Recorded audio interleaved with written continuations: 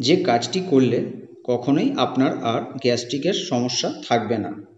আমাদের দেশে গ্যাস্ট্রিকের সমস্যা নেই এমন মানুষ হয়তো খুঁজে পাওয়াই যাবে না। এই সমস্যাটি মূলত ভাজা পোড়া খাবার খেলেই বেশি হয়ে থাকে। অনেকেরই এইসব খাবার খাওয়ার পরে পেট ব্যথা বা বুকে ব্যথা কিংবা বদহজম হয়। অথচ এই সমস্যা দূর করার জন্য ওষুধ না খেয়ে রাতে ঘুমাতে যাওয়ার আগে আমার ভিডিওতে বলা যে কোনো একটি নিয়ম মানলেই চলবে। ১. আধা ইঞ্চি পরিমাণ কাঁচা আদা নিন। তারপর অল্প একটু লবণ মাখিয়ে খেয়ে ফেলুন। আদা খাওয়ার কিছুক্ষণ পর ১ কাপ হালকা গরম জল খাবেন। গভীর রাতে আর গ্যাস্ট্রিকের সমস্যা হবে না। ২.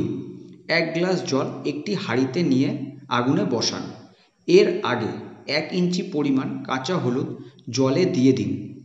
জল অন্তত ৫ মিনিট ফুটতে দিন, তারপর নামিয়ে আনুন। জল ঠান্ডা হলে হলুদ সহ খেয়ে ফেলুন, গ্যাস্ট্রিক দৌড়ে পালাবে। ৩.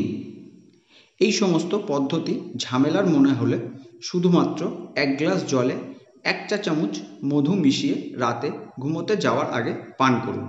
কখনোই রাতে পেট বা বুকে ব্যথা করবে না। আমার এই ভিডিওটি ভালো লাগলে আমার চ্যানেলটিকে সাবস্ক্রাইব করতে পারেন এবং আমার এই ভিডিওটিকে একটি লাইক দিতে পারেন। ধন্যবাদ।